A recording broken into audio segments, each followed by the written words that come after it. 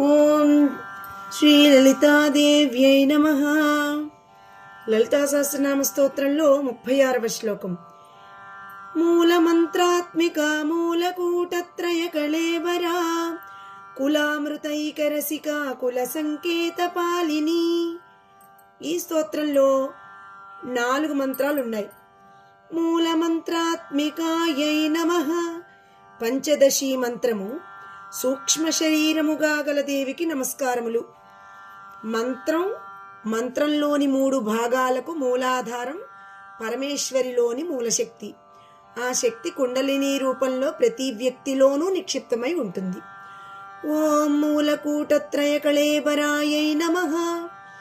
మూలమంత్రమున 3 కూటములు అంతర్గత భాగాలుగాను, వాగ్భవ కామ శక్తి కూటాలు బాహ్య శరీర రూపంగానూ గల లలితాదేవికి నమస్కారములు.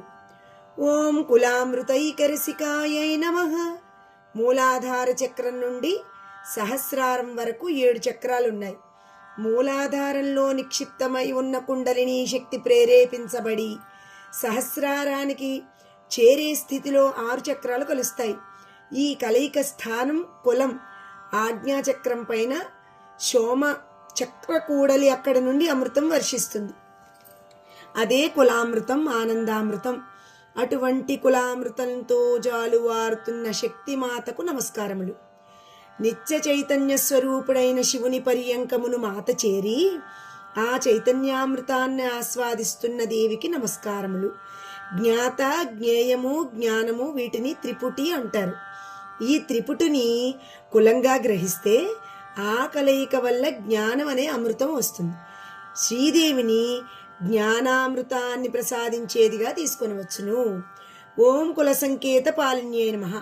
శాక్తేయులలో కౌలు సాంప్రదాయం ఉంది. వీరు శివశక్తి తత్వంలో శక్తికి ప్రాధాన్యతనిస్తారు. వీరి వింత నిగూఢ ఆచారాలను రక్షించే శ్రీదేవికి నమస్కారములు. 37వ శ్లోకం. కులాంగనా కులాంతస్థ కౌళినీ కులయోగిని అకులా సమయాంతస్థ సమయాచార తత్పరా. ఈ స్తోత్రంలో 7 నామాలున్నాయి. ఓం కులాంగనాయై నమః.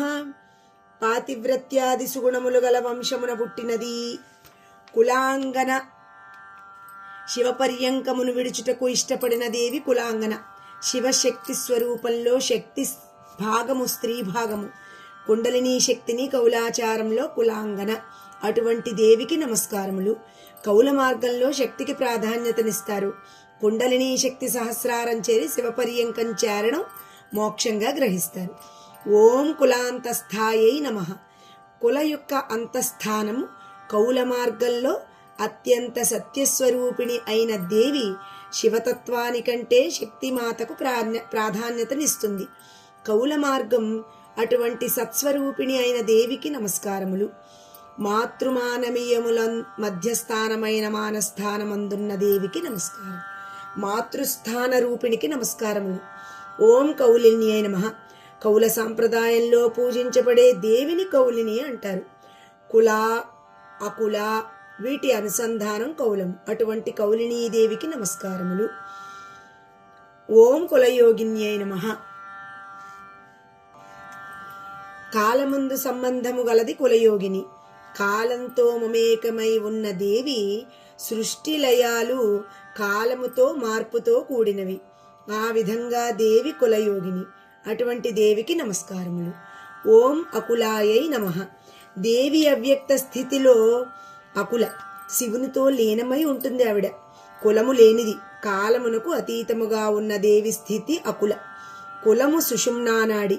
మూలాధారం నుండి కుండలిని శక్తి పైకెగసి ఆజ్ఞాచక్రం చేరుతుంది. ఆ పైన సహస్రారం ఉంటుంది. అది శివస్థానం. ఆ స్థానం చేరిన కుండలిని శక్తి కుల అకులగా మారుతుంది. దేశకాల స్థితి నుండి కాలాతీత శివస్థానం చేరి అకుల అవుతుంది. అటువంటి దేవికి నమస్కారములు. ఓం సమయాంతస్థాయై నమః. శాక్తేయులలో సమయాచారు లేక దక్షిణాచారులనే వేరొక శాఖ ఉంది. వారు శివశక్తులకు సమాన ప్రాధాన్యతనిస్తారు. వారి పూజా విధానం వేరుగా ఉంటుంది. వారు మానసిక పూజకు ప్రాధాన్యతనిస్తారు.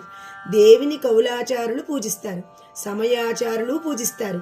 హృదయాకాశములో దేవిని పూజించు సమయము సంధ్యాకాలంలో. ఆ విధంగా దేవిని సమయ పద్ధతిలో పూజింపబడే దేవికి నమస్కారములు. ఓం సమయాచార తత్పరాయై నమః. సమయాచారము ద్వారా దేవిని పూజించే అంతర్గత పూజ. యంత్రం లేకున్నా మంత్రంతో పూజించటం అంతర్గత పూజ అన్నమాట.